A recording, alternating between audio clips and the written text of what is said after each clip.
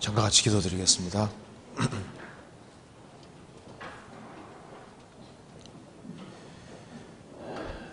우주 만물을 창조하시고 인간 역사를 주장하시는 거룩하신 우리 아버지 하나님, 마땅히 형벌받을 수밖에 없는 저희들을 위해서 주 예수 그리스도를 보내주시고 또 주 예수 그리스도의 보배로운 피로 우리를 죄와 심판과 저주와 멸망에서 건져주신 것을 진심으로 감사합니다. 여기에 주님의 사랑을 입은 사람들이 한자리에 같이 모였습니다. 이 가운데 주 성령께서 우리 마음 가운데 들어 역사해 주시고 주의 뜻이 무엇인지 분별할 수 있는 지혜를 주시고 또 주님 말씀 가운데 살아갈 수 있는 힘을 더욱 허락해 주옵소서. 하나님의 말씀으로 우리 영혼을 환하게 비춰주시고 우리가 주 안에서 어떻게 주님을 섬겨야 할지를 더욱 알 수 있도록 도와주시고 열매 맺는 삶을 살 수 있도록 도와주시옵소서. 우리가 접촉하는 사람들을 주의 품으로 인도할 수 있도록 도와주시고 주 안에 굳건하게 세울 수 있도록 더욱 역사해 주옵소서. 오늘 이 시간 주 성령께서 함께해 주시고 이 말씀이 우리 마음속에 깊이 새겨질 수 있도록 역사해 주옵소서. 주 예수 그리스도 이름으로 기도하옵나이다. 아멘. 성경 열왕기상 18장을 찾으시겠습니다. 열왕기상 18장입니다.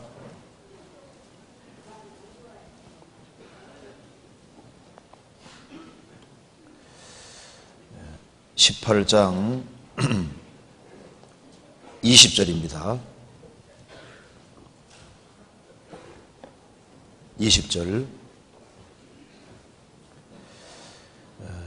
아합이 이에 이스라엘 모든 자손에게로 보내어 선지자들을 갈멜산으로 모으니라. 엘리야가 모든 백성에게 가까이 나아가 가로되 너희가 어느 때까지 두 사이에서 머뭇머뭇하려냐. 여호와가 만일 하나님이면 그를 쫓고 바알이 하나님이면 그를 쫓을지니라 하니 백성이 한 말도 대답지 아니하는지라. 그리고 열왕기 하 19장 상 19장 보시겠습니다.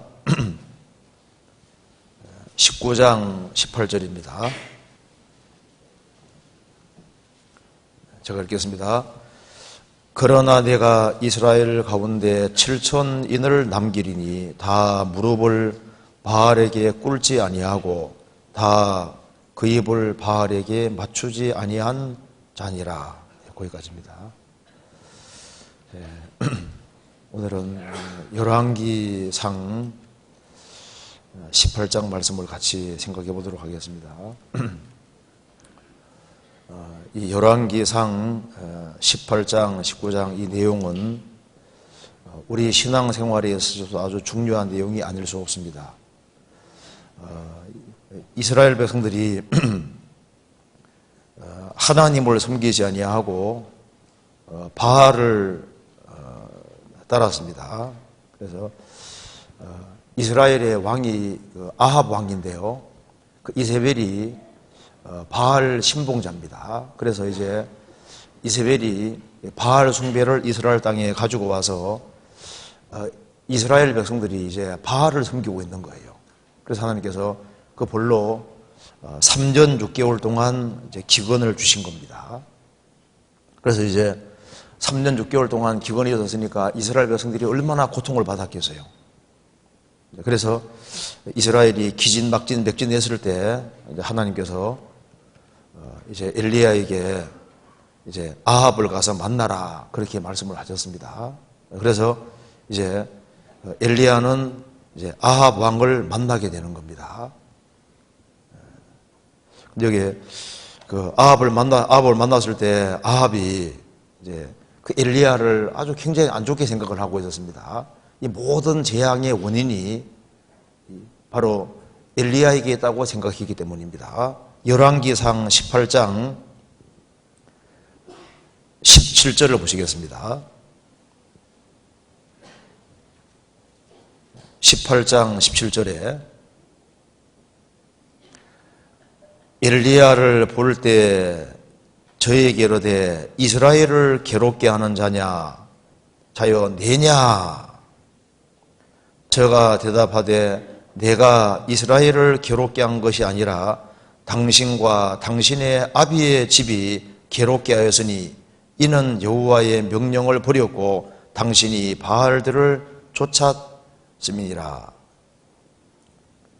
이제 3년 6개월 동안 기근이 있었는데 그 기근이 온 원인을 엘리야 때문이라고 생각하고 있는 거예요. 그래서 이스라엘을 괴롭게 하는 자여 내냐. 그러니까 모든 문제의 원인 탓을 엘리야에게 돌리고 있는 겁니다. 너 때문에 3년 6개월 동안 기근이 왔는데 너가 왜 우리를 괴롭히느냐. 이거 보면은 아합 왕이 주제 파악을 못하고 있잖아요. 그래서 엘리야가 말했습니다. 내가 이스라엘을 괴롭게 한 것이 아니라 당신과 당신의 아비의 집이 괴롭게 하였으니 이는 여호와의 명령을 버렸고 당신이 바알들을 쫓았음이니이다.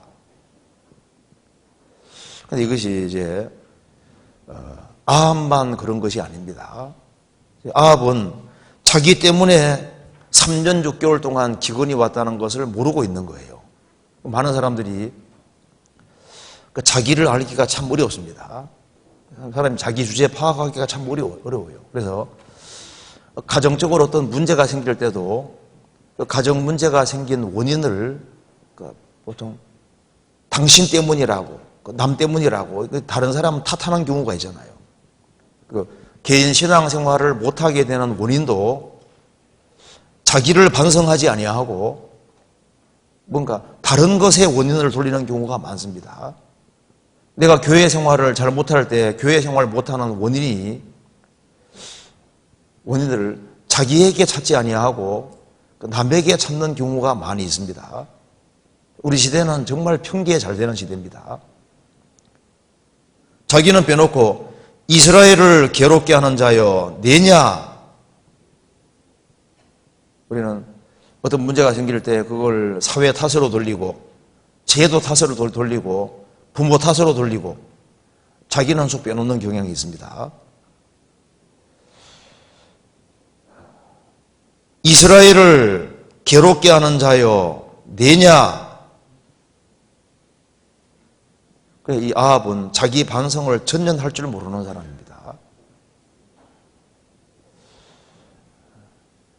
불신자들은 주님 앞에 섰을 때 나는 이러저러한 이유 때문에 구원을 받지 못했습니다. 핑계를 못할 겁니다. 구원받은 사람도 너 왜 신앙생활을 바르게 하지 않았느냐 물었을 때 이러저러한 원인과 이유 때문에 못했습니다. 그렇게 과연 핑계 댈 수 있을까요? 사실 사람은 하나님의 형상대로 지음받은 존귀한 존재고 자유의지를 가지고 있는 존재입니다. 그래서 얼마든지 신앙생활을 잘하려면 잘할 수도 있었던 겁니다. 그러면서 이제 이스라엘은 3년 6개월 동안 기근 속에서 고통을 많이 받았기 때문에 마음이 많이 낮아진 상태입니다. 그래서 이제 하나님께서 이스라엘 백성들이 정말 돌이키고 아합 왕이 정말 돌이킬 수 있는 기회를 주신 겁니다. 19절 그런즉 보내어 온 이스라엘과 이세벨의 상에서 먹는 바알의 선지자 450인과 아세라의 선지자 400인을 갈멜산으로 모아 내게로 나오게 하소서. 이제 여호와가 정말 하나님인지 바알이 하나님인지 한번 내기하자 그 말입니다. 그렇게 하니까 아합 왕이 좋다 하는 겁니다. 20절 아합이 이에 이스라엘 모든 자손에게로 보내어 선지자들을 갈멜산으로 모으니라. 그래서 이 아합 왕 밑에서 섬기는 바알 선지자. 그래서 450명을 나오게 했잖아요. 이거 보면 이 엘리야가 정말 담대한 마음 가진 사람이라는 걸 볼 수 있습니다. 어떻게 이렇게 담대할 수 있을까요? 어떻게 왕 앞에 이렇게 담대하게 나아갈 수 있으며 또 얘기하기를 바알 선지자 450인과 아세라 선지자 400인을 갈멜산으로 모아 내게로 나오게 하소서. 왜 이렇게 담대할 수 있었을까요? 이게 바로 신앙 경험 때문에 그런 겁니다. 열왕기상 17장이 없었다면 18장이 있을 수가 없는 거예요. 그러니까 이 엘리야가 왜 이렇게 담대할 수 있었냐 하면 그는 하나님을 경험했기 때문입니다. 그래서 하나님을 경험하는 사람은 담대할 수 있는 겁니다. 그래서 하나님께서 이제 3년 6개월 동안 기근을 주시고 이제 엘리야는 그리 시내가에 숨으라고 하나님 말씀하셨습니다. 17장에 나와 있죠. 그리고 이제 그리 시내가에 숨었을 때 이제 하나님께서 까마귀를 보내서 이제 엘리야에게 먹이셨는데 엘리야는 이 까마귀가 정기적으로 음식을 가져오니까 하나님을 아주 생생하게 경험을 하는 겁니다. 17장 보시겠습니다. 5절 저가 여호와의 말씀과 같이 하여 곧 가서 요단 앞 그리 시내가에 머물매 까마귀들이 아침에도 떡과 고기를 저녁에도 떡과 고기를 가져왔고 저가 시내를 마셨더니 아침 저녁으로 까마귀가 떡과 고기를 가져와서 이제 그리 시내가가 다 마를 때까지 정기적으로 하나님께서 이제 까마귀 통해서 음식을 다르게 했던 겁니다. 그래서 떡과 고기를 먹고 물을 마시니까 그거로 능도가 충분하지 않습니까? 그래서 엘리야는 생생하게 살아계신 하나님을 경험했고, 이제 거리 시내가가 마르니까 이제 하나님께서 엘리야에게 저 사르밧, 시돈 땅에 있는 사르밧으로 가라. 사르밧 과부 집에 이제 머무르면서 기근 끝날 때까지 그 집에 있었습니다. 그런데 이 사르밧 과부는 동일하게 이제 그 기근이 심해서 먹을 것이 없는 거예요. 그래서 이제 기름병에 기름 조금 있고 통에 가루가 한 움큼 남아 있습니다. 마지막 요리해 먹으면 죽을 판인데 그 상황에 타이밍을 맞춰서 하나님께서 사르밧으로 보낸 겁니다. 그래서 하나님께서 엘리야에게 말씀하셨습니다. 너 가면은 사르밧 과부를 만날 것이다. 그래서 사르밧 과부가 너를 공개할 것이다. 그래서 엘리야가 사르밧 과부를 만나서 말했습니다. 떡 한 조각을 먼저 4개로 가져와서 4개 먼저 만들어 4개로 바쳐라 하니까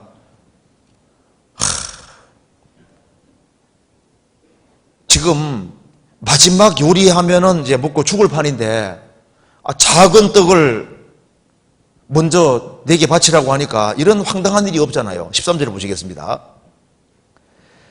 엘리야가 저에게 이르되 두려워 말고 가서 내 말대로 하려니와 먼저 그것으로 나를 위하여 작은 떡 하나를 만들어 4개로 가져오고 그 후에 너와 내 아들을 위하여 만들라. 14절 같이 읽겠습니다. 이스라엘 하나님 여호와의 말씀이 나 여호와가 비를 지면에 내리는 날까지 그 통에 가루는 다하지 아니하고 그 병에 기름은 없어지지 아니하리라 하셨느니라. 이 과부는 이제 마지막 한 번 요리해 먹으면 이제 죽을 판인 거예요. 근데 하나님 말씀하셨습니다. 너가 작은 떡 작은 떡 하나를 먼저 내게 가져오면은, 그러면은 14절, 지금 끝날 때까지, 비가 내릴 때까지 통에서 가루가 계속 나오고 기름병에서 기름이 계속 나올 것이다. 얼마나 그 축복의 말씀입니까? 그래서 이 과부는 엘리야의 말대로 해서 작은 떡을 만들어서 먼저 엘리야에게 갖다 줬습니다. 그러니까 그 말대로 통에서 가루가 계속 나오고 기름병에서 기름이 계속 나왔습니다. 그러니까 그 엘리야는 하나님은 신실하다는 사실을 실제로 경험 속에서 배웠고, 이제 이 사르밧 과부의 아들이 죽었습니다. 죽었는데 그 뒤에 보면 살렸거든요. 그러니까 엘리야는 거리 시내가에서 정기적으로 까마귀 통해서 하나님이 식물을 공급해 주는 것도 계속적으로 경험했고, 그리고 이 사르밧 과부를 만나서 사르밧 과부가 믿음이 있으니까 최악의 상황에서도 먼저 엘리야에게 바쳤고, 그리고 통에 가루가 계속 나왔으니까 얼마나 신났겠어요. 말씀대로 되는구나 하는 걸 정말 경험했잖아요. 그리고 심지어 이 아들이 죽었는데 하나님께 기도해서 이 아들까지 살아나는 걸 봤으니까 이분이야말로 정말 전능하신 절대자라는 걸 아주 생생하게 경험을 했습니다. 그렇기 때문에 엘리야는 아주 용기 백배했고 충만했고, 그리고 이 하나님이 생생히 살아계신 하나님이고 말씀대로 한다는 걸 확실하게 깨우친 겁니다. 그래서 이제 이 엘리야는 아주 용감해졌고, 그래서 하나님이 자기와 함께 한다는 그 절대적인 확신이 있으니까 아합 왕, 그 사악한 왕이잖아요. 그 나쁜 왕입니다. 그리고 그 이세벨은 아합을 이용해서 정권을 딱 잡고 이스라엘을 막 주무르고 있는데, 잘못 보이면은 그 죽는 상황인 거예요. 그렇지 않습니까? 그럼에도 불구하고 담대하게 이제 아합을 만났고, 그리고 이제 이 바알 선지자, 아세라 선지자와 싸우는 것 봐요. 그는 정말 이스라엘 백성들이 이제 3년 6개월 동안 기근이 있었으니까 기진맥진하게 됐으니까 이제 성경의 하나님, 살아계신 하나님을 보여주면은 이스라엘 민족이 정말 돌이키게 될 거라는 확신이 생긴 겁니다. 그래서 이제 이 아합 밑에 있는 선지자들이 이제 갈멜산으로 왔을 때 이제 엘리야가 담대하게 얘기를 합니다. 열왕기상 18장 21절을 보시겠습니다. 엘리야가 모든 백성에게 가까이 나아가 이르되 너희가 어느 때까지 두 사이에서 머뭇머뭇하려느냐. 이스라엘 백성들이 헷갈려진 겁니다. 대세는 바알 섬기는 식으로 되어 있으니까 이제 바알이 여호와냐, 바알이 신이냐, 여호와가 신이냐, 이게 묻묻하는 거예요. 그래서 여호와가 만일 하나님이면 그를 좇고 바알이 만일 하나님이면 그를 좇을지니라 하니 백성이 한 말도 대답지 아니하는지라. 엘리야는 하나님을 실제로 경험을 한 사람이고 이스라엘 백성들은 하나님에 대해서 막연한 겁니다. 하나님에 대해서 막연하면은 담대함이 있을 수가 없잖아요. 다윗이 왜 골리앗 앞에 나가냐 하면은 그가 양을 칠 때 양새끼들을 사자나 곰이 물어가면은 쫓아가서 그 사자 입에서 양을 뺏어오는 그런 경험이 있습니다. 사자와 곰하고 싸운 경험이 있으니까 그 경험 때문에 골리앗 앞에 나갈 수 있는 거예요. 신앙에 경험이 없으면은 담대할 수가 없는 겁니다. 그래서 이 성경이 이론이 아니고 실제고 그걸 알면 알수록 그 사람은 더 담대하게 힘있게 살 수가 있는 겁니다. 엘리야는 담대했습니다. 둘 사이에서 어느 때까지 머뭇머뭇하려느냐, 확실히 알지 못할 때는 머뭇거리게 됩니다. 대세를 보아하니 바알이 신처럼 보이는 거예요. 이세벨이 무서우니까 까딱 잘못했다면 몽달아가는 신세가 되는 겁니다. 그렇기 때문에 머뭇하고 있는 거예요. 이건 우리 신앙생활에도 중요한 문제입니다. 그래서 우리 오늘 너희가 어느 때까지 두 사이에서 머뭇하려느냐 이걸 좀 같이 생각을 해보려고 합니다. 그리고 실제로 여호와가 하나님이면은 하나님을 쫓고 하나님을 섬겨야 되는 거예요. 그렇지 않습니까? 그런데 그 하나님을 정말 내가 섬기고 있을까? 이걸 좀 생각을 해봐야 되고, 그리고 오늘 11조 정신이 뭔지도 조금 얘기를 하려고 합니다. 11조 정신. 그러니까 왜 11조라는 것이 필요한 거냐? 그 정신이 도대체 뭐냐? 하나님을 섬기는 데에서 왜 물질 생활이 중요하냐? 그리고 하나님을 실제로 섬긴다는 그 모든 것이 하나님의 것이라는 것을 인정하는 표가 11조인데 그 11조 정신이 뭔지 그걸 정확히 알아야 됩니다. 이제 그렇게 할 때 우리가 실제로 하나님을 섬기는 사람이라는 사실을 표현하게 되는 거고, 그리고 11조 생활을 할 때 그 10분의 9는 내 거란 말이 아닙니다. 11조 생활을 하는 사람은 모든 것이 하나님의 것이라는 것을 인정하는 표가 11조고 11조를 하는 사람은 10분의 9도 하나님의 것답게 사용한다는 뜻인 거예요. 그래서 우리가 이제 이런 문제를 제가 한번 말씀으로 한번 설명을 드려보겠습니다. 그래서 오늘 말씀 잘 들으시면은 그래서 11조 정신이라는 것이 뭐구나, 하나님을 섬긴다는 최소한이 뭐구나, 이런 것에 대해 좀 이해를 할 수 있으리라 생각합니다. 자, 여기 이제 너희가 어느 때까지 두 사이에서 머뭇하려느냐, 세상과 주님 사이에서 머뭇할 수도 있습니다. 이 세상과 세상 종교와 성경 사이에서 머뭇할 수도 있어요. 이 세상의 쾌락과 주님 사이에서 머뭇할 수도 있습니다. 왜 머뭇거리냐 하면은 확실히 모르기 때문에. 그래서 엘리야는 먼저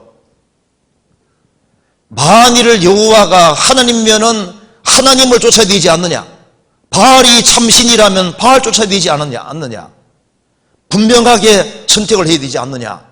그래서 이제 이렇게 얘기를 했습니다. 열왕기상 18장 22절 보시겠습니다. 엘리야가 백성에게 이르되 여호와의 선지자는 나만 홀로 남았으나 바알의 선지자는 450인이로다. 그런즉 두 송아지를 우리에게로 가져오게 하고 저희는 한 송아지를 택하여 각을 떠서 나무 위에 놓고 불은 놓지 말며 나도 한 송아지를 잡아 나무 위에 놓고 불은 놓지 말고 너희는 너희의 신의 이름을 부르라. 나는 여호와의 이름을 부르리니 이에 불로 응답하는 신 그가 하나님이니라. 백성이 다 대답하되 그 말이 옳도다. 소 2마리를 가져와서 각각 소를 잡고 제단에 불은 놓지 말고 기도해서 하늘에서 불로 응답하는 그분이 진짜 신이지 않겠느냐. 그러니까 백성들이 좋다. 그래서 엘리야가 말했습니다. 자, 너희부터 먼저 해봐. 25절. 엘리야가 바알 선지자들에게 이르되 너희는 많으니 먼저 한 송아지를 택하여 잡고 너희 신의 이름을 부르라. 그러나 불은 놓지 말라. 그러니까 백성들이 다 보고 있으니까 불러올 수 없잖아요.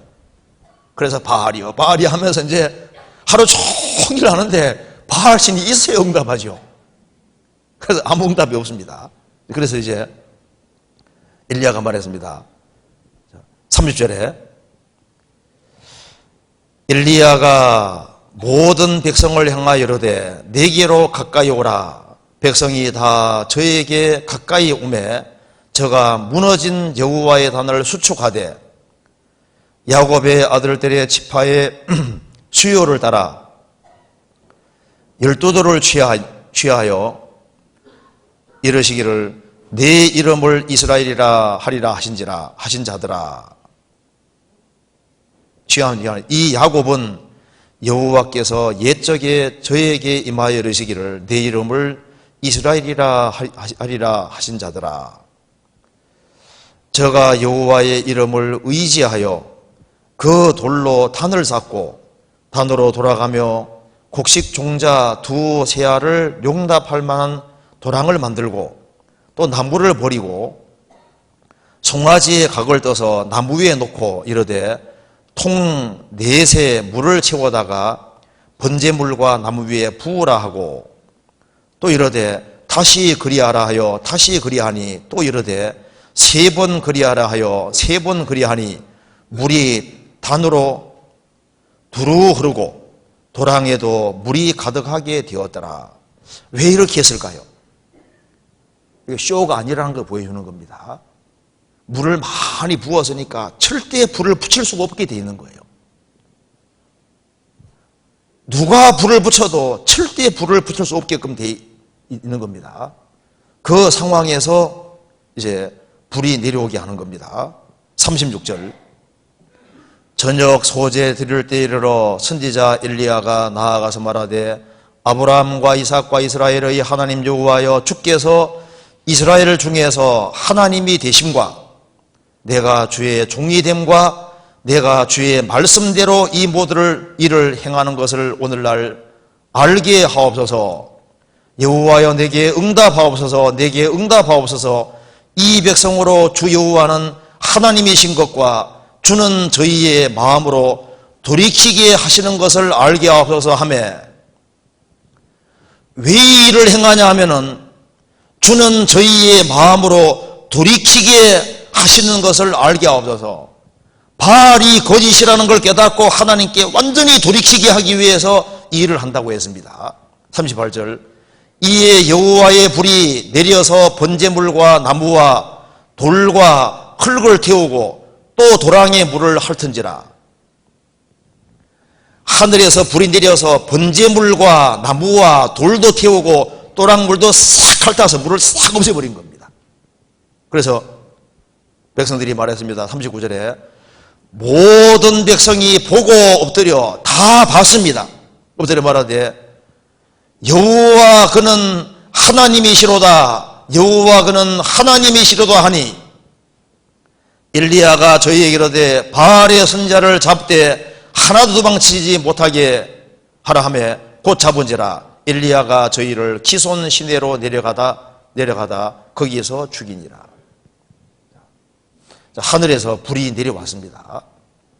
여기서 문뭇거리는 백성들이 여호와 그는 하나님이시로다 그걸 봤잖아요. 그러면 여호와 그는 하나님이시로다 그걸 분명히 봤음에도 불구하고 확인하고 알았으면 섬기게 될 거 아니에요. 근데 어떻게 됐습니까? 대다수가 다시 바알 숭배로 돌아갔습니다. 이것을 본 아합 왕도 바알 숭배로 돌아가고 이스라엘 대다수도 바알 숭배로 돌아갔습니다. 그래서 엘리야가 대실망을 하게 되는 겁니다. 둘 사이에 어느 때까지 뭐뭐뭐를 하느냐, 이건 우리에게도 중요한 질문입니다. 분명히 이 당시에 이스라엘 백성들은 선택의 자유가 있었습니다. 그들은 여호와가 하나님인 것을 볼 수 있었기 때문에 하나님을 선택할 수도 있었습니다. 그런데 이스라엘 대다수가 다시 바알 숭배로 돌아갔습니다. 이건 우리에게도 마찬가지인 겁니다. 하나님께서 엘리야를 통해서 입증해 주셨잖아요. 불이 내려왔고 여호와가 하나님 것을 입증해 주고 난 이후에 바로 하나님을 섬기라고 얘기한 것처럼 우리 시대에도 하나님께서 하늘에서 불이 내려오는 것보다 더 확실한 증거를 우리에게 주신 겁니다. 그렇잖아요. 하늘에서 불이 내려오는 것보다 더 확실한 증거가 뭡니까? 성경입니다.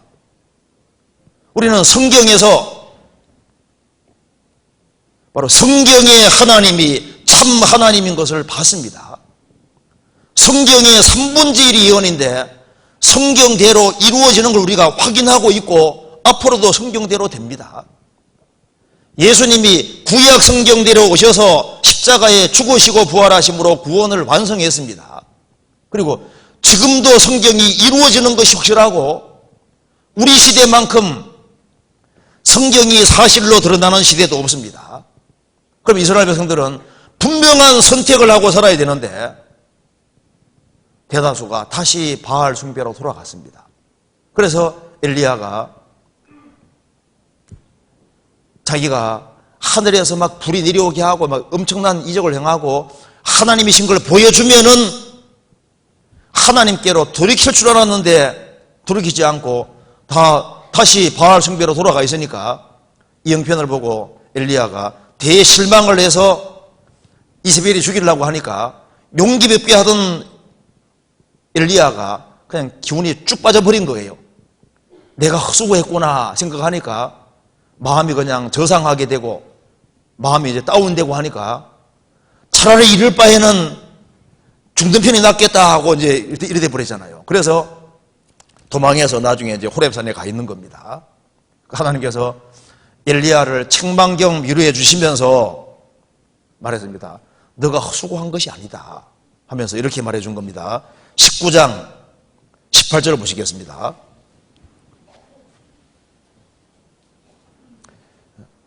14절부터 보십니다. 저가 대답하되 내가 만군의 여호와 하나님 여호와를 위하여 열심히 특심하오니 이는 이스라엘 자손이 주의 언약을 버리고 주의 단을 헐며 칼로 주의 선자들을 죽였음이오며 오직 나만 남았거늘 저희가 내 생명을 찾아 취하려 하나이다. 그 기적을 보고도 아무도 안 돌이키니까 나만 남았습니다. 내 생명도 없습니다 하니까 하나님께서 18절에 말씀했습니다. 같이 읽겠습니다.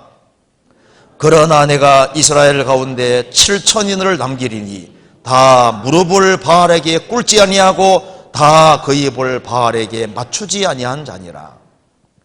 엘리야야, 너 눈에는 보이지 않지만은 지금 바알을 섬기지 않고 바알에게 무릎 꿇지 아니하고 바알에게 입맞추지 아니하는 자 7,000명이 있다, 이렇게 말씀해 주셨습니다.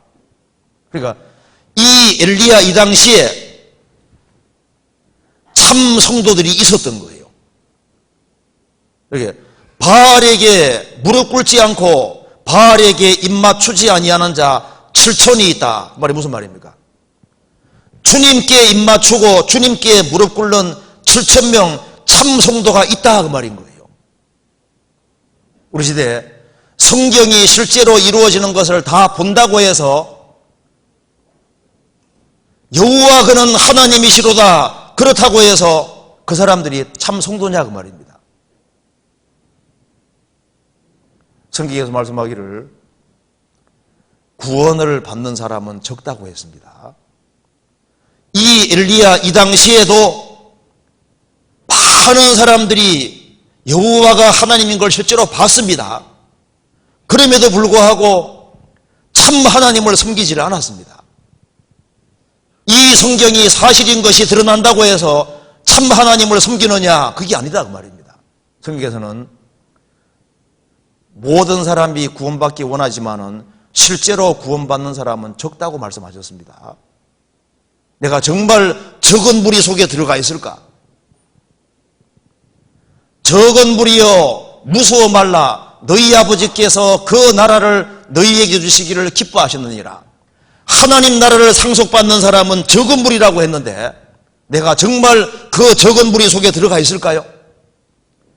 청함을 받은 자는 많되 택함을 입은 자는 적은이라고 말씀하셨는데 내가 정말 확실히 거듭나서 주님 택함 안에 들어와 있을까요?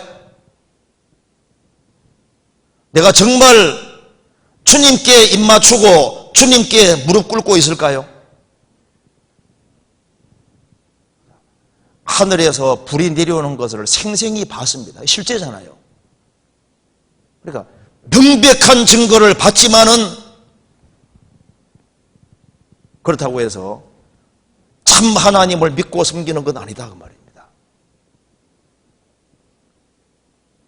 우리가 전도집회도 하고 해서 성경이 사실이고 여호와가 참 하나님인 것에 대해서 많은 얘기를 듣고 있습니다.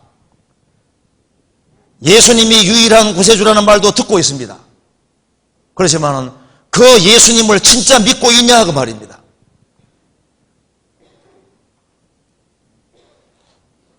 내가 정말 주님 앞에 무릎 꿇고 주님에게 입맞추고 있는 사람일까?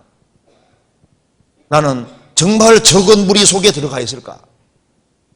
주여 구원을 얻는 자가 적으니까 저희에게 이르시되 좁은 문으로 들어가기를 힘쓰라. 내가 너희에게 이르노니 들어가기를 구하여도 못하는 자가 많으리라. 내가 정말 구원받은 사람일까? 이것에 대해서 생각을 깊이 할 필요가 있습니다. 내가 이스라엘 가운데 7,000인을 남기리니 7,000인은 다 무릎을 바알에게 꿇지 아니하고 다 그 입을 바알에게 맞추지 아니한 자니라. 그 사람은 하나님은 섬긴다고 하는데 그 아들 예수님에게 입 맞추지 않는 사람이 있습니다. 여호와 그는 하나님이시로도 했지만은 구세주를 안 믿는 사람들이 있는 거예요. 성경에서 봅니다. 시편 2편입니다.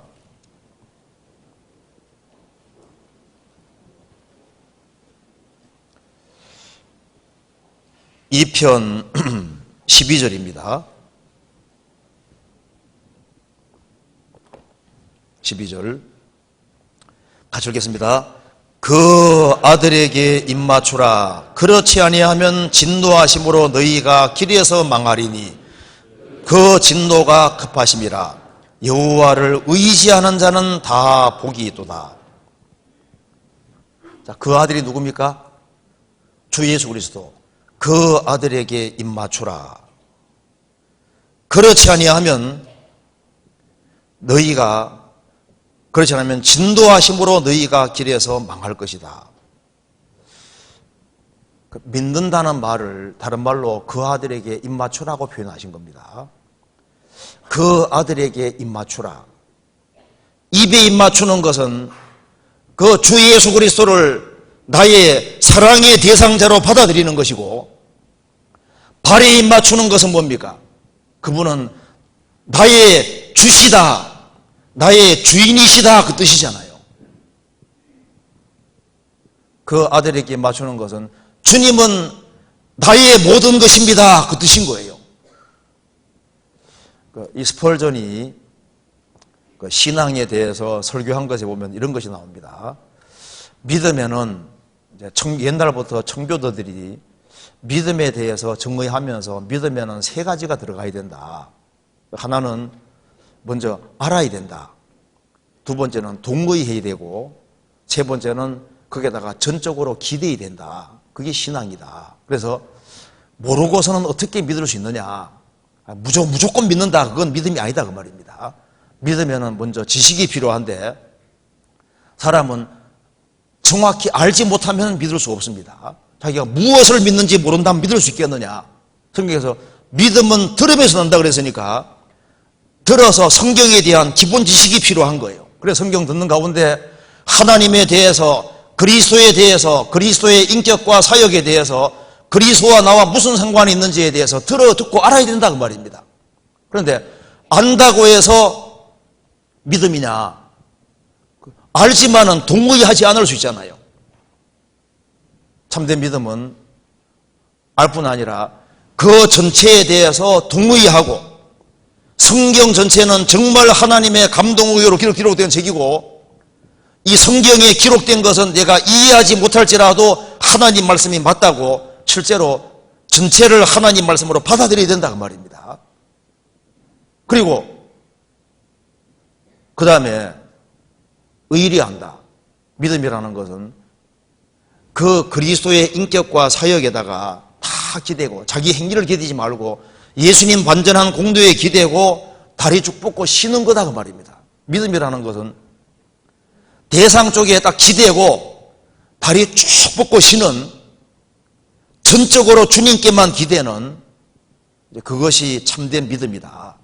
그래서 예를 들면서 2층집에서 불이 났는데 이제 애가 살 수 있는 길은 뛰어내리는 길밖에 없다, 그 말입니다. 그때 심센 어른이 나는 너 받아줄 충분한 힘이 있으니까 네가 뛰어내리라 그랬을 때 그 말을 믿는다면 뛰어내릴 수 있잖아요. 믿음이라는 것은 주님과 주님의 완전한 공도에다가 전적으로 의탁하고 기대는 것이 믿음이다, 그 말입니다. 그래서 예수님은 죄 때문에 죽으셨다. 그런데 그걸 나의 죄 때문에 죽으셨다. 주님을 자기하고 관련 안 시키면은 진짜 믿음이 아니다, 그 말입니다. 그렇잖아요?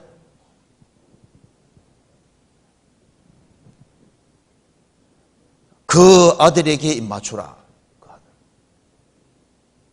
내가 정말 예수님을 믿고 있는 사람일까? 주님하고 진짜 입맞춘 사람인가? 그 얘기하면서 이런 얘기도 하더라고요. 지금 만일 옛날처럼 다시 박해 시대가 된다면은, 박해 시대가 되고 실제로 박해도 되고 고문도 가해지고 그런 것이 있다고 하면은 정말 얼만큼의 사람이 그리스도를 전적으로 끝까지 기대고 정말 그 신앙이 정말 확실할까? 앵무족에는 날씨 좋을 때는 물 위로 올라왔다가 날씨 안 좋을 때는 숟가락 앉는 것처럼 사람 마음이 우리 시대에 변덕이 심하다는 겁니다. 그래서 정말 그리스도에게 입맞추고 그리스도의 완전한 공로를 기대고, 그리고 그리스도가 정말 내 구세주가 맞냐, 그 말입니다. 그래서 내가 정말 주님을 여기 입맞춘다는 건 사랑하는 겁니다. 구원을 확실히 받아야만 주님을 정말 사랑할 수 있는 사람이 되는 거예요. 그래, 구원 받을 때 하나님의 사랑이 마음속에 심겨진 겁니다. 소망이 부끄럽게 아니하면 우리에게 주신 성령으로 말미암아 하나님의 사랑이 우리 마음에 부은 바 되미니. 그래서 죄를 사함받고 성령이 들어오실 때 사랑이 부음받았기 때문에, 그래서 구원을 확실히 받은 사람은 모든 것보다 주님을 더 사랑하는 마음이 있는 거예요. 그리고 주님 사랑하는 마음이 있기 때문에 형제자매를 사랑하고 이웃을 사랑하는 마음이 있고, 그리고 사랑하기 때문에 사랑은 순종을 낳게 되어 있습니다. 그리고 주님을 정말 사랑하는 사람은 주님이 미워하는 것을 하기 원치 않기 때문에 바르게 살기를 간절히 원하게 되어 있는 겁니다. 그런데 이 아합과 많은 백성들이 하늘에서 불이 내리는 거 보고도 나름대로 자기 신을 섬기잖아요. 이거 보면 참 안타까운 겁니다. 이적을 보고도 바알에게 돌아갔습니다. 3년 반 동안 예수님이 행하시는 기적을 다 보고 말씀을 들었음에도 불구하고 많은 사람들이 예수님을 저버렸습니다. 그렇죠? 우리가 성경이 하나님 말씀을 알면서도 진짜 구원을 안 받는 사람들이 있는 거예요. 그래서 엘리야는 말했습니다. 여호와가 진짜 하나님이시지 않느냐? 그러면 하나님을 쫓아야 되는 것이 아니냐 했는데 하나님을 안 쫓고 여전히 바알 쫓는 것 봐요. 우리가 내가 주님께 정말 입을 맞췄다는 것은 입에 입 맞추고 발에 입 맞췄다는 겁니다. 그러니까 주님을 나의 구세주인 동시에 주로 정말 받아들였다 그 말이에요. 주인으로. 그러면은 주님을 섬겨야 되는 겁니다. 여호수아 24장 보시겠습니다.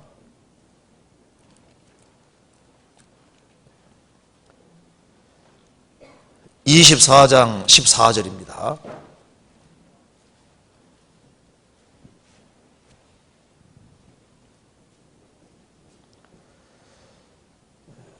그러므로 이제는 24장 14절입니다. 그러므로 이제는 여호와를 경외하며 성실과 진정으로 그를 섬길 것이라. 너희 열조가 강 저편과 애굽에서 섬기던 신들을 제하여 버리고 여호와만 섬기라. 만일 여호와를 섬기는 것이 너희에게 좋지 않게 보이거든 너희 열조가 강 저편에서 섬기던 신이든지 혹 너희에 거하는 땅 아모리 사람의 신이든지 너희 섬길 자를 오늘날 택하라. 오직 나와 내 집은 여호와를 섬기겠노라.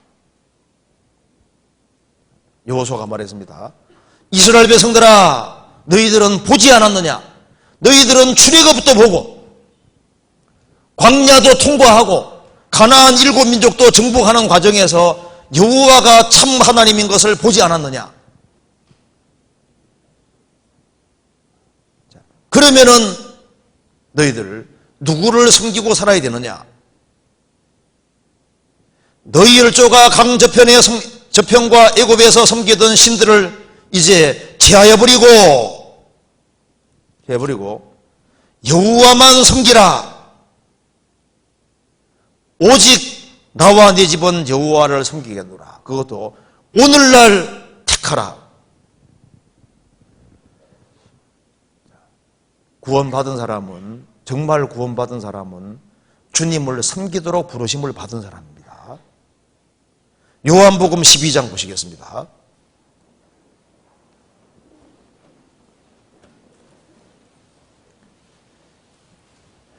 (12장) 26절.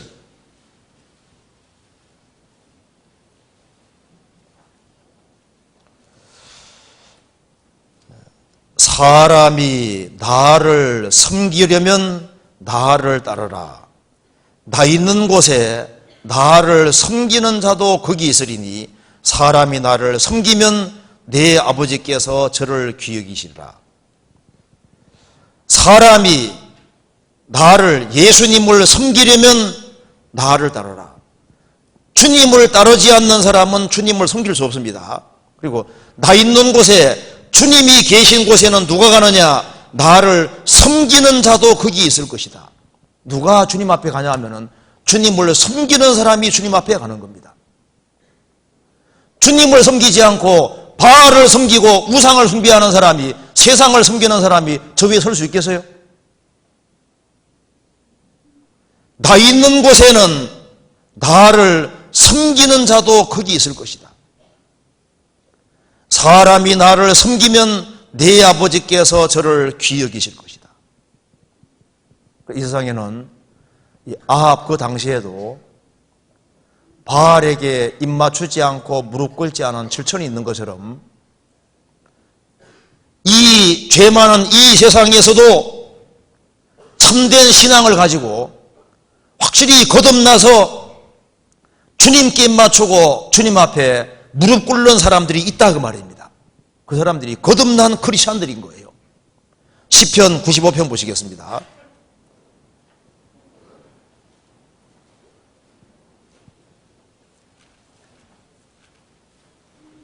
시편 95편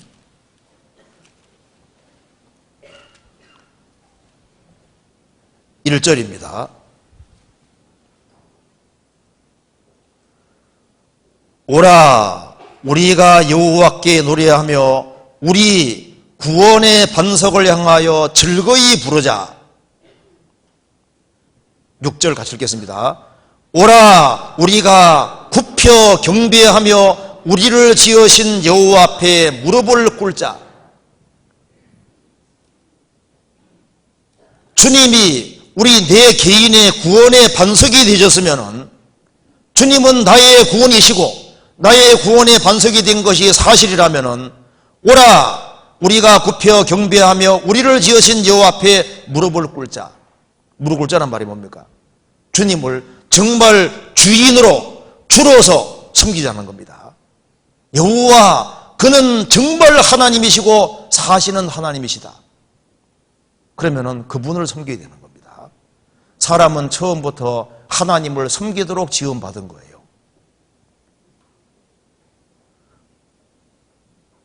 하나님이 사람을 만드실 때 처음부터 하나님을 섬기도록 지으셨고, 그런데 아담의 인간이 타락해서 참 하나님을 섬기지 아니하고 마귀를 섬기고 세상 것을 섬기고 살고 있는 거예요.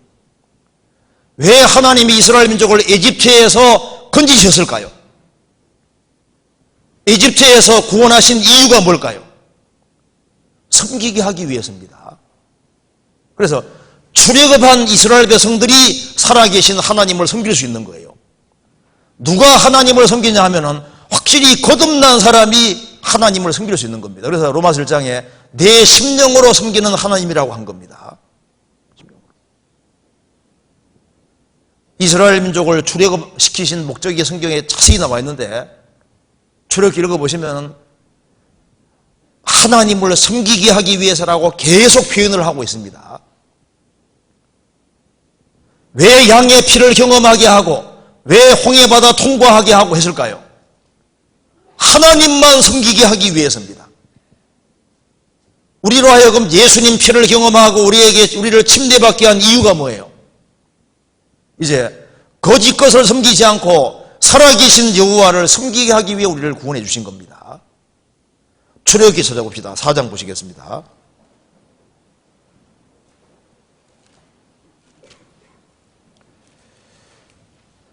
(4장) 23절.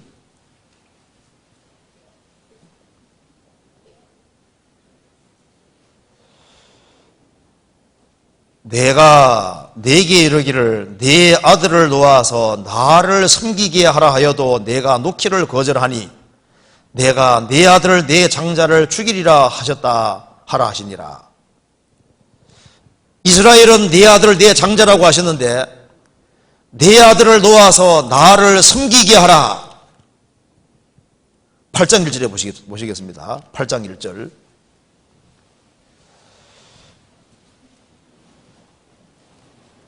여호와께서 모세에게 이르시되 너는 바로에게 가서 그에게 이르기를 여호와의 말씀에 네 백성을 보내라. 그들이 나를 섬길 것이니라. 9장 1절에도 그래 되어 있고 그 뒤에 계속해서 나를 섬길 것이라고 말하고 있습니다. 그러니까 출애굽을 시키는 이유는 주님이 섬기게 하기 위해서인 거예요. 왜 우리 죄를 사해 주시고 우리를 구원해 주셨을까요? 누가복음 1장에도 말한 대로 주님을 섬기게 하기 위해서입니다. 목적이 주를 섬기게 하기 위해서입니다. 그러면은 우리 시대는 이 위아래에 대한 관념이 적어졌기 때문에 이게 섬긴다는 말이 뭔지를 잘 모르잖아요. 그렇잖아요. 나를 구원해 주신 주님을 우리가 섬긴다고 하는데 정말 섬기고 있냐 그 말입니다. 어떻게 하는 게 섬기는 것인지를 모르는 사람이 너무 많은 거예요. 그래서 주님께서 아주 쉬운 예를 드셨습니다. 정말 너희들이 나를 섬기는 거냐 그 말입니다. 너희들이 나를 총독 정도만 생각해도 그렇지는 않았을 것이다. 너희들이 나를 너희 아버지 정도만 생각해도 그렇게는 하지 않았을 거다.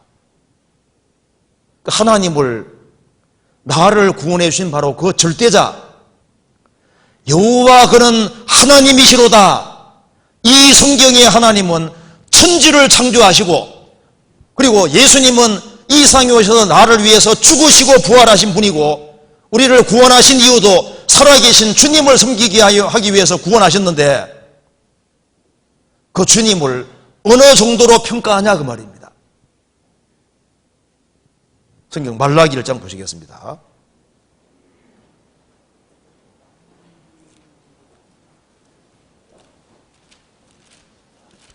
말라기 1장 6절입니다. 6절 1327페이지입니다. 네 이름을 멸시하는 제사장들아 나 만군의 여호와가 너희에게 이르기를 아들은 그 아비를 종은 그 주인을 공경하나니 내가 아비일진대 나를 공경함이 어디 있느냐 내가 주인일진대 나를 두려워함이 어디 있느냐 하니 너희가 이르기를 우리가 어떻게 주의 이름을 멸시하였나이까 하는도다. 너희가 더러운 떡을 나의 단에 드리고도 말하기를 우리가 어떻게 주를 더럽게 하였나이까 하는도다. 이는 너희가 주의 상은 경멸이 이길 것이니라 함을 말함을 이남이라. 만군의 여호와가 이르노라 너희가 눈먼 희생으로 드리는 것이 어찌 악하지 아니하며 저는 것 병든 것으로 드리는 것이 어찌 악하지 아니하냐. 이제 그것을 너희 총독에게 드려보라.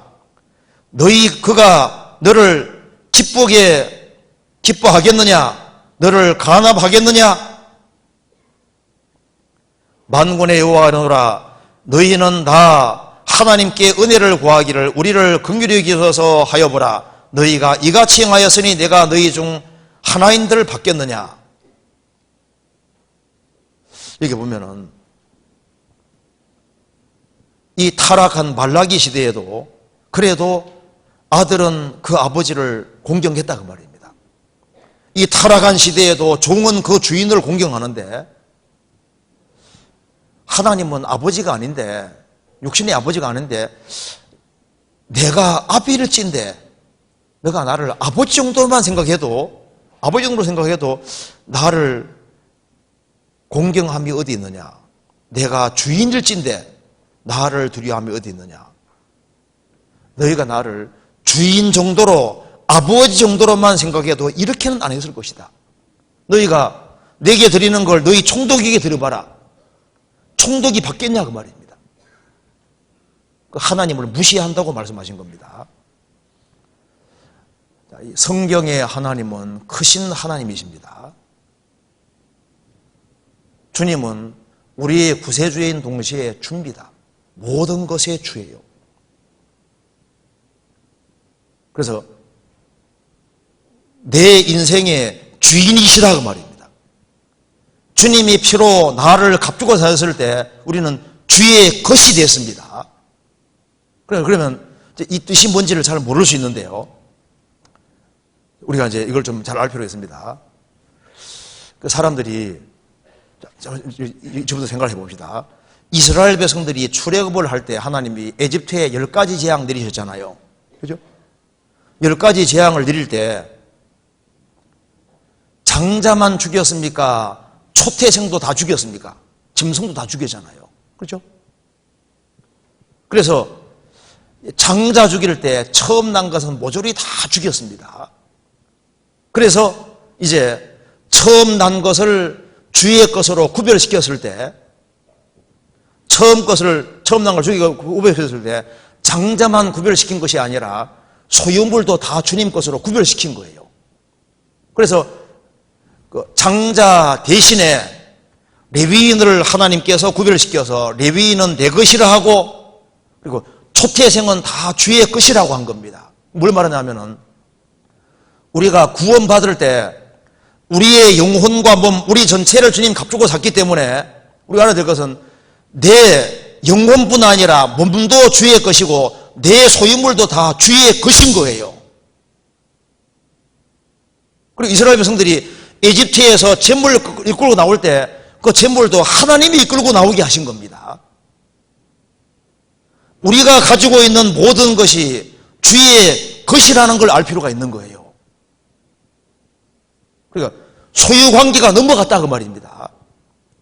구원받은 즉시 소유관계가 넘어갔다는 걸 분명히 알아야 되는 겁니다. 챙겨서 봅시다. 출애굽기 12장 보시겠습니다. 출애굽기 12장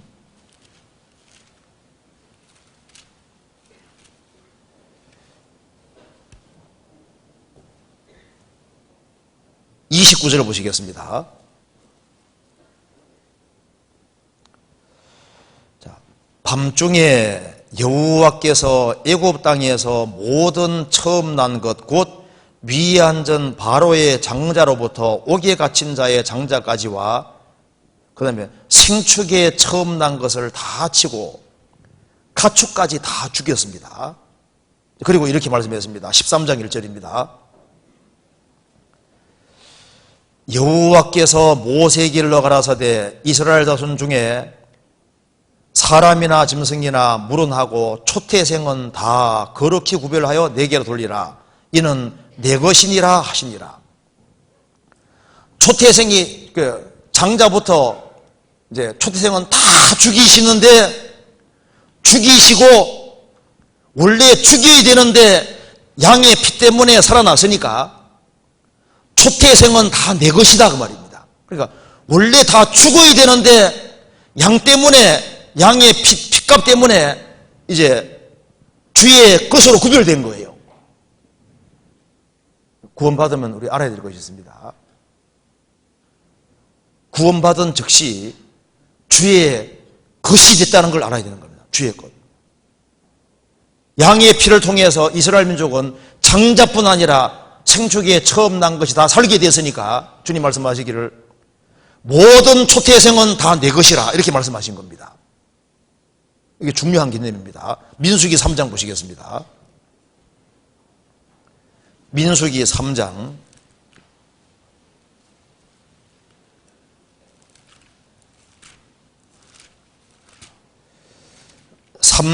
11절을 보시겠습니다.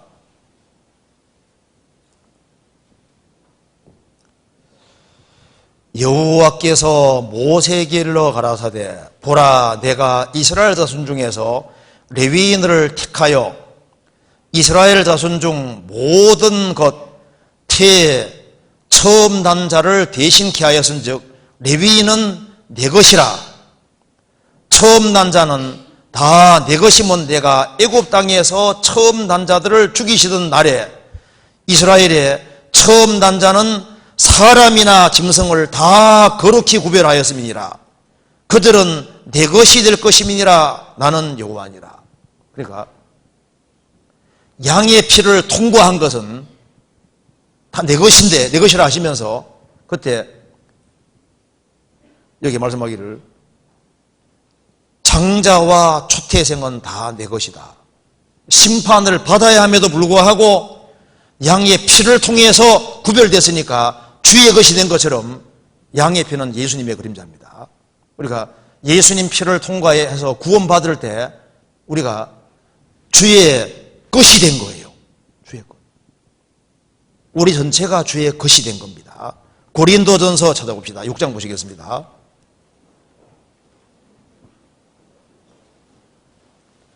(6장 19절입니다)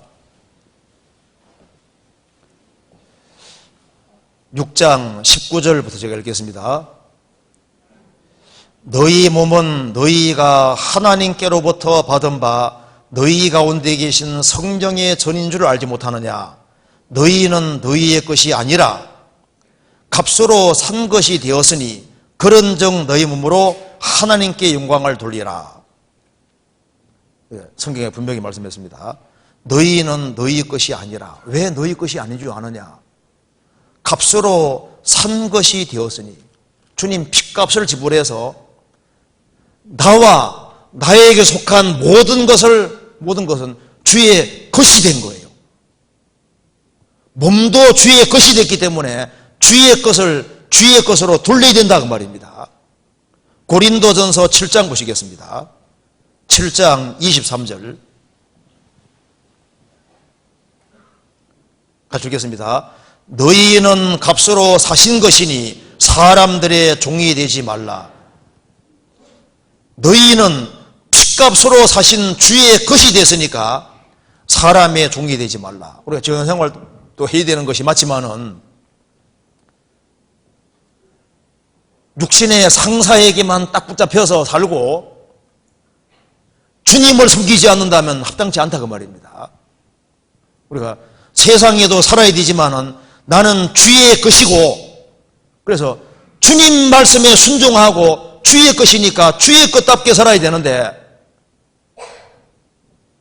사람의 종이 되고 세상 것이 종이 돼 딸려가면은 전혀 합당치 않은 거예요. 왜? 주의 것이니까. 구원받은 즉시 우리는 주의 것입니다. 로마서 1장 보시겠습니다. 1장 6절입니다. 1장 6절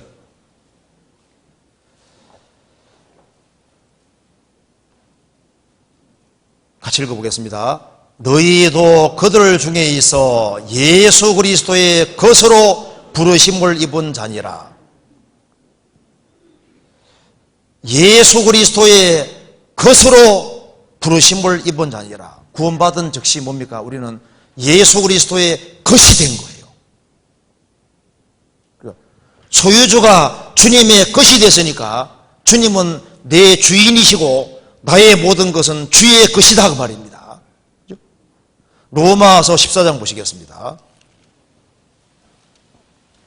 14장 7절 8절입니다.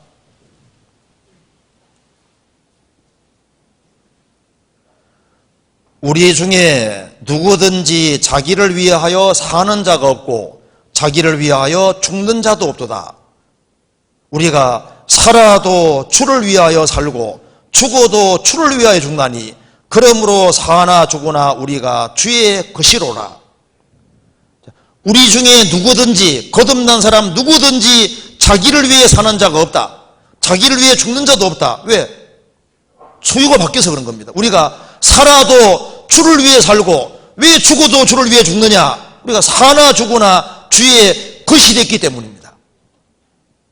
이스라엘 백성들이 출애굽을 했을 때 출애굽을 할 때 가져온 재물이 우상에게도 쓰이고 금송아지 숭배할 때도 쓰이고 성막 만들 때도 사용이 된 겁니다. 구원받은 이후에 우리의 물질도 우리의 것이 아닙니다. 우리의 것을 잘 간수해서 그걸 주의 영광을 위해서 주의 것답게 사용해야 되는 겁니다. 그래서 구원받고 난 이후에는 우리 몸도 주의 것이기 때문에 주님이 원하시는 곳에 가 있어야 되는 거예요. 우리의 시간도 주님의 것이기 때문에 주님이 원하는 곳에 시간을 드려야 되는 겁니다. 왜? 주의 것이니까.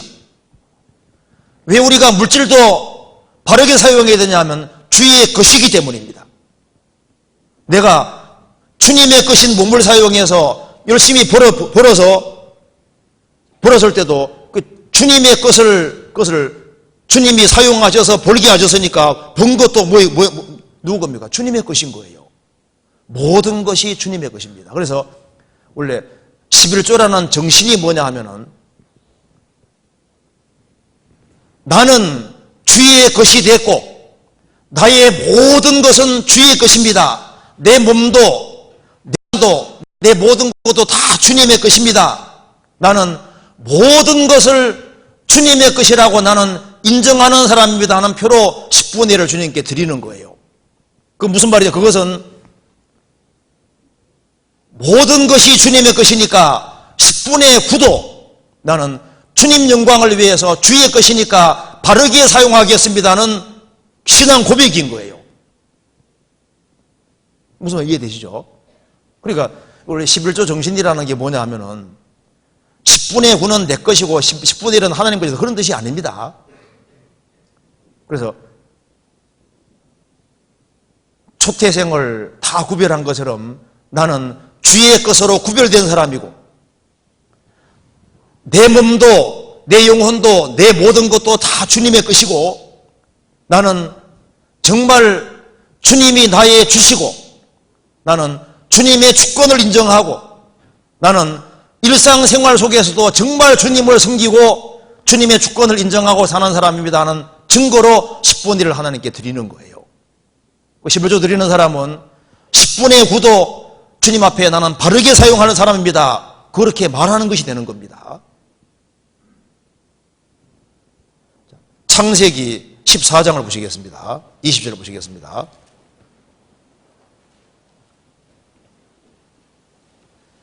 (14장)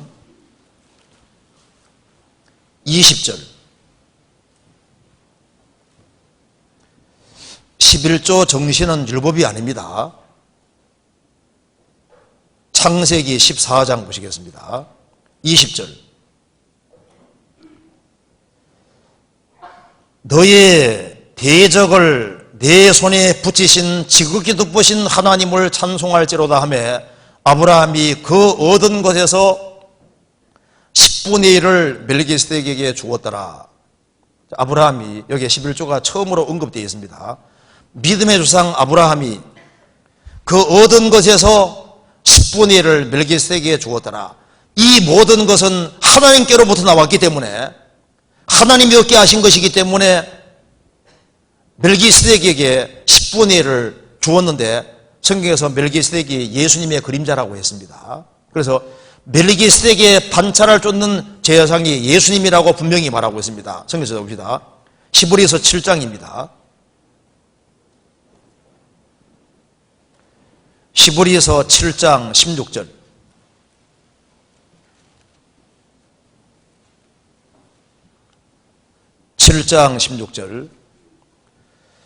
그는 육체에 상관된 계명의 법을 좇지 아니하고 오직 무궁한 생명의 능력을 좇아 된 것이니 증거하기를 내가 영원히 멜기세덱의 반차를 두는 제사장이라 하셨도다. 예수님은 레위 계통의 제사장과 달리 육체에 상관된 계명의 법은 바로 모세율법을 따라서 레위 계통이 제사장이 되어야 되는데 예수님은 레위 계통과 관계없이 오직 무궁한 생명의 능력을 쫓아낸 것이니 증거하기를 내가 영원히 멜기세덱의 차례를 쫓는 제사장이라 하셨다. 예수님은 멜기세덱의 반차 쫓는 제사장입니다. 이 제사장이 어디 계시느냐? 하나님의 집에 주인으로 계시는 거예요. 히브리서 10장 보시겠습니다.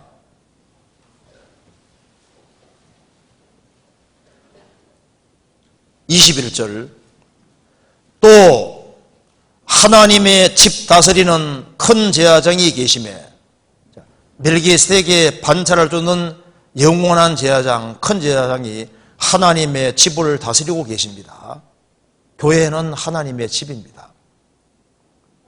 그래서 믿음의 조상 아브라함이 모든 것이 하나님의 것이라는 인정하는 표로 10분의 1을 드린 것처럼 신약시대 크리스찬들도 하나님의 집 다스리는 큰 제사장이 주님 몸된 교회 안에 하나님의 집 안에 머리로 계시는데 그게 10분의 1을 드리는 것은 뭡니까? 나는 하나님의 주권을 인정하고 모든 것은 하나님의 것입니다 하는 것을 인정하는 표인 겁니다. 마태복음 23장 보시겠습니다. 23장 23절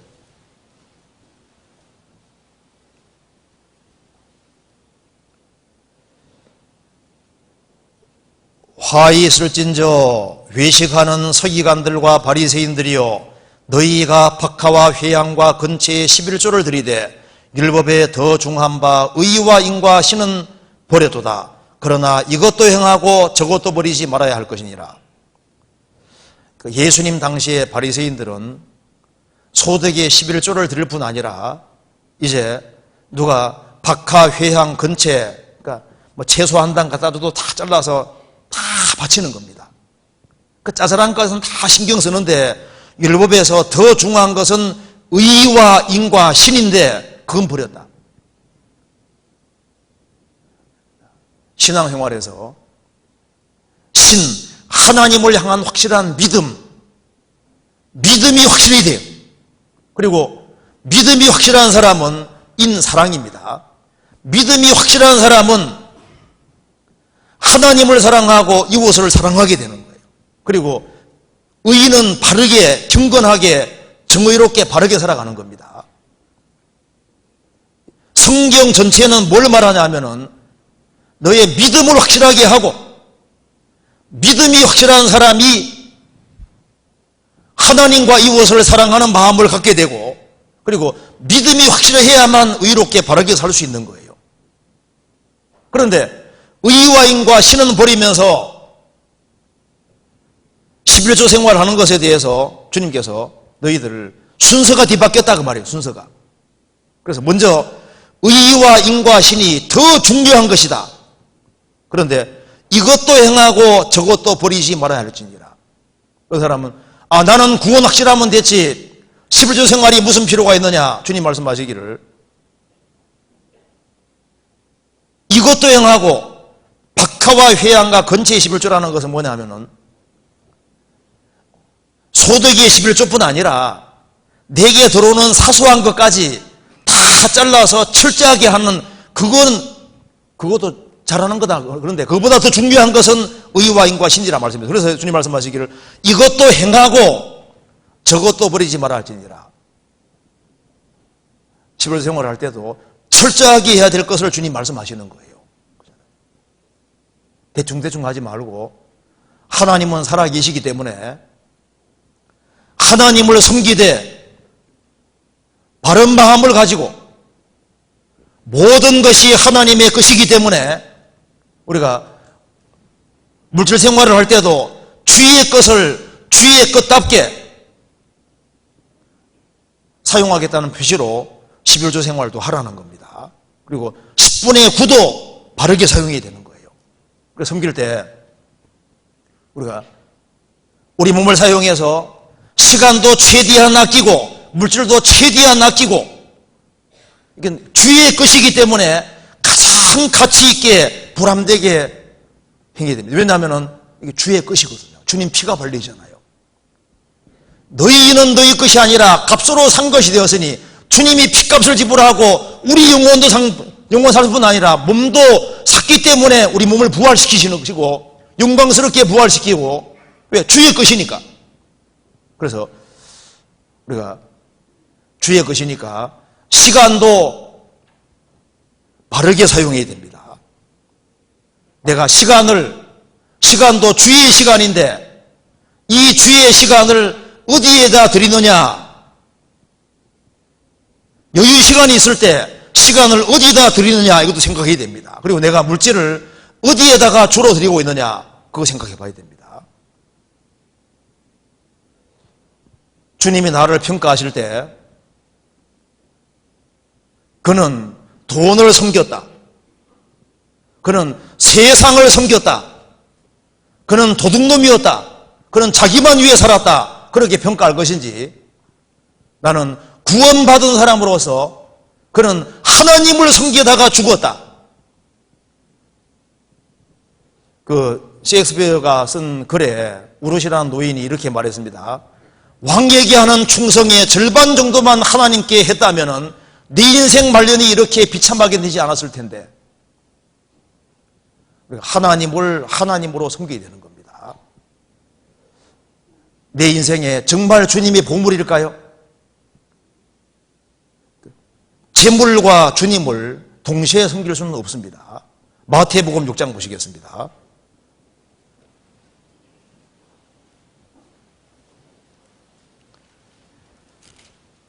6장 24절.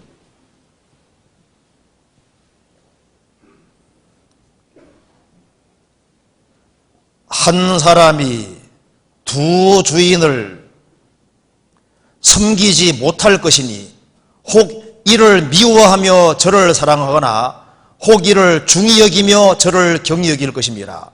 너희가 하나님과 재물을 겸하여 섬기지 못하느니라. 한 사람이 두 주인을 섬기지 못할 것이다.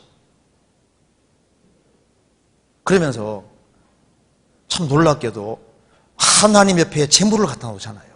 참 이게 잘 이해가 안 되죠. 어떻게 하나님과 재물을 겸하여 섬기지 못하느니라, 어떻게 주님이 이렇게 말을 할 수 있을까요? 사람은 둘 중에 하나를 섬기고 살아가는 겁니다. 내 인생에서 주님이 정말 내 주인이시든지 재물이 주인이든 둘 중에 하나다 그 말입니다. 그런데 둘 다는 섬기지 못한다. 성경이 말씀했습니다. 너가 둘 사이에서 어느 때까지 머무며 하느냐. 바알이 신이면은 바알을 섬기고 여호와가 신이면은 여호와를 섬기라 그 말입니다. 재물이 신이면은 재물을 섬기고 하나님이 신이면은 하나님을 섬겨야 되는 거예요. 이 세상이 내 신이냐 그 말입니다. 예수님이 정말 죽으시고 부활하셨느냐? 내가 친구가 내 준지, 주님이 내 준지. 어떤 사람은 술이 주거든요. 주여, 술 먹으면서 주여. 술이 주인 사람도 있습니다. 술을 위해서는 온갖 것을 다 하잖아요. 어떤 사람에게는 주님보다 이성이 주면 안 됩니다. 이성 때문에 하나님 말씀 먹여야 되겠습니까? 분명한 선택을 해야 됩니다. 내가 세상을 섬기고 살 거냐, 주님을 섬기고 살 것이냐, 어느 때까지 머뭇 하려느냐. 머뭇거리는 사람은 갈멜산에 가봐야 됩니다. 여호와 그는 참 하나님이시로다. 이 성경의 하나님이 참 하나님이시냐 그 말입니다. 그분이 나를 정말 구원하시냐 그 말입니다. 그런데 우리가 신앙생활 하는 데서 신앙이 빨리 회복되지 않는 이유가 있습니다. 왜? 재물의 마음이 붙잡혀 있으니까 신앙이 침체가 되고 신앙생활 제대로 못하는 거예요. 그래서 주님 말씀하셨습니다. 말라기 시대 때 하나님을 멸시하는 사람들, 너희들이 나를 아버지로만 생각해봐라, 총독으로만 생각해봐라, 주인이라고만 생각해봐라, 너희들 나를 그렇게 섬기지는 않았을 거다. 그러면서 너희들 정말 신앙 회복되고 싶으냐? 그러면은 너 정말 내게 돌아오고 싶으냐? 그러면 물질 생활부터 바르게 해봐. 이렇게 말씀하신 겁니다. 말라기 4장 보시겠습니다. 3장 보시겠습니다.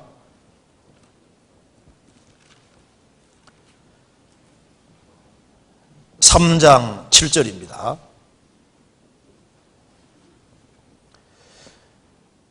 만군의 여호와가 이르노라. 너희 열조의 날부터 너희가 나의 규례를 떠나 지키지 아니하도다. 그런즉 내게로 돌아오라. 그리하면 나도 너희에게로 돌아가리라 하였더니 너희가 이르기를 우리가 어떻게 하여야 돌아가리까 하는도다. 내게로 돌아오라니까 우리가 어떻게 주님께 돌아가겠습니까? 8절에 사람이 어찌 하나님의 것을 도둑질 하겠느냐?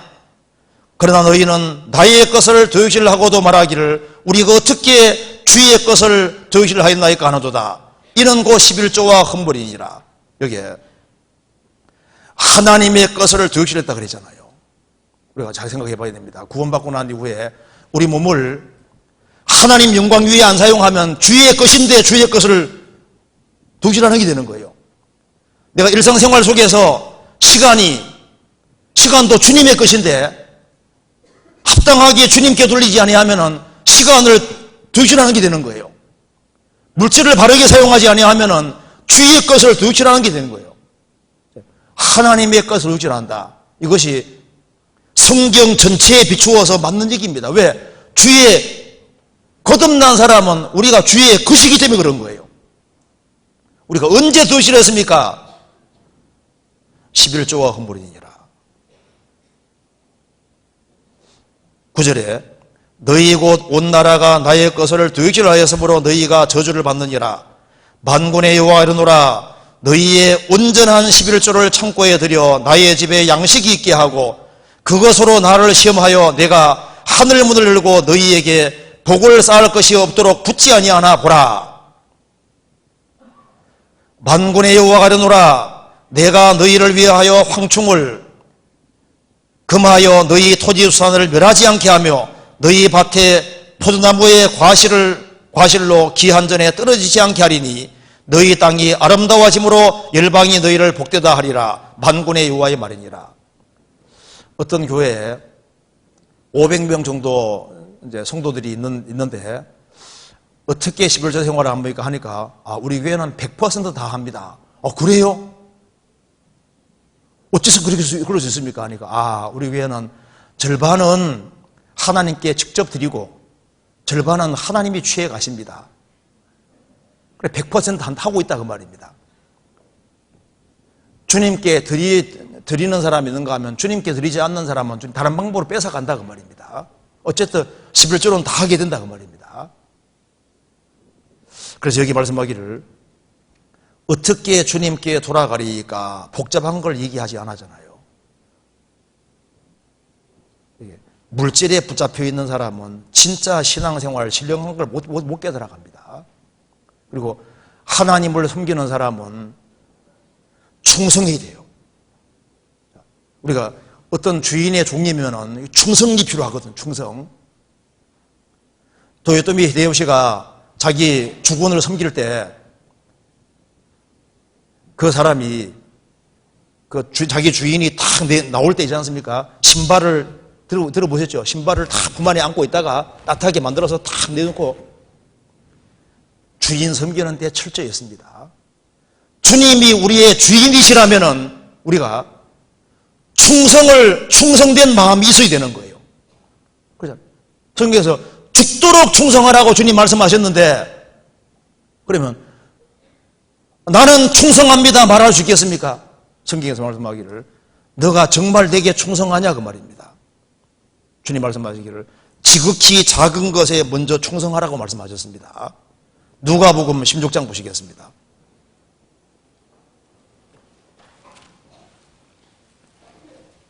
(16장) 10절입니다.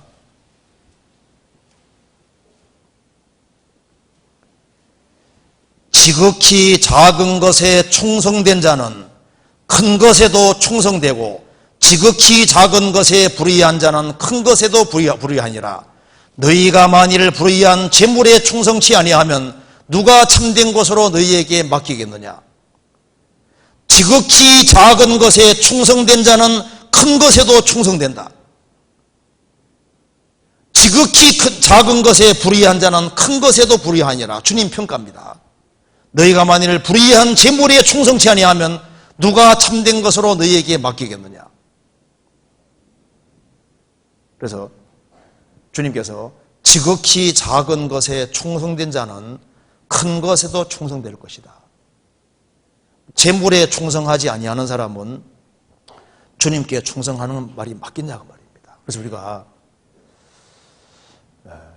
여기 이제 내가 정말 거듭나고 하나님 자녀가 된 것이 사실이고 내가 정말 주의 것이 된 것이 사실이라면은 우리가 주님의 주권을 인정하고 나는 정말 주의 것이 맞고 나는 주님 중심으로 살고 나는 주님께 정말 충성하고 살겠습니다 하는 그 표시로 11조 생활을 하는 것이 그게 합당한 겁니다. 그리고 그 속에서 신앙을 정말 배울 수 있는 거예요. 그리고 11조 생활을 할 때도 하다 안 하고 이거 합당하지 않습니다. 뭐든지 꾸준하게 하지 아니하면은 그 주님 앞에 합당치 않은 거예요. 꾸준하게. 그리고 결심을 굳혀야 됩니다. 굳히고 내가 정말 여호와가 하나님이시고 주님이 나의 주님이시라면은 나는 주님 옆에 정말 죽겠다는 그런 각오를 가지고 신앙생활을 확실히 할 필요가 있습니다. 그래서요, 우리 나이가 적든 많든 관계없이 우리가 이게 나이가 적을 때도 어릴 때부터 물질을 하나님께 드리는 거, 그것을 꼭 배워야 됩니다. 왜냐하면 그래야만 그 속에서 지극히 작은 것 속는 사람은 신앙생활 속에서도 틀림없이 하나님이 내게 신령한 걸 깨닫게 해주는 것을 확실하게 볼 수 있을 겁니다. 그리고 우리가 생활을 하되 우리는 살아계신 하나님을 섬기는 사람이기 때문에 철저하게 신앙생활하는 것이 필요하겠습니다. 그래서 꾸준히 철저하게 그렇게 할 때 주님께서 이 교회를 통해서 더 많은 사람들이 구원받도록 만들어 가시고, 그리고 우리 신앙생활에서 주님이 크게 축복해 주시는 것을 경험할 수 있을 겁니다. 그래서 바알과 이제 여호와 하나님 사이에서 우리가 바른 선택 속에서 신앙생활을 해야 될 것 같습니다. 같이 기도하시겠습니다. 자비로우신 우리 아버지 하나님, 마땅히 형벌받을 수밖에 없는 저희들을 주의 보배로운 피로 구원해 주시고 소망 가운데 생을 살게 해주신 것을 감사합니다. 우리가 주님 안에서 주님을 바르게 섬길 수 있도록 도와주시고 우리의 몸과 우리의 시간과 우리의 물질을 주의 영광을 위해서 바르게 사용할 수 있도록 도와주시고, 먹든지 마시든지 무엇을 하든지 다 하나님의 영광을 위해 하라는 말씀대로 우리가 다 주 안에서 귀하게 쓰임받는 사람이 될 수 있도록 도와주시고, 신앙에서 성장할 수 있도록 도와주시고, 주님을 섬기는 사람들이 다 될 수 있도록 역사해 주시고 도와주시옵소서. 머지않아 주님 앞에서는 그날 칭찬과 영광과 존귀를 얻을 수 있도록 우리의 삶을 다스려 주시고 주님을 기쁘시게 하는 삶을 살 수 있도록 역사해 주시며, 우리의 간절한 소원대로 우리의 사랑하는 가족들, 친척들, 이웃들, 우리가 접촉하는 사람들을 주의 품으로 인도할 수 있도록, 그리고 영혼을 건지기 위해서 우리 물질을 바르게 사용하고 시간을 바르게 사용할 수 있도록 역사해 주시고 도와주옵소서. 주 예수 그리스도 이름으로 기도하옵나이다. 아멘. 찬송 같이 부르시겠습니다. 351장입니다.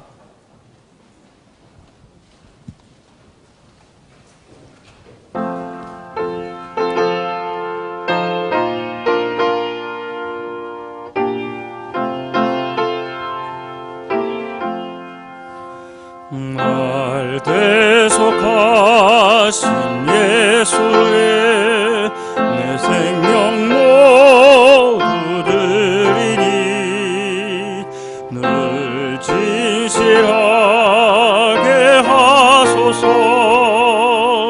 내 구주 예수여, 나 구주 위에 살리라.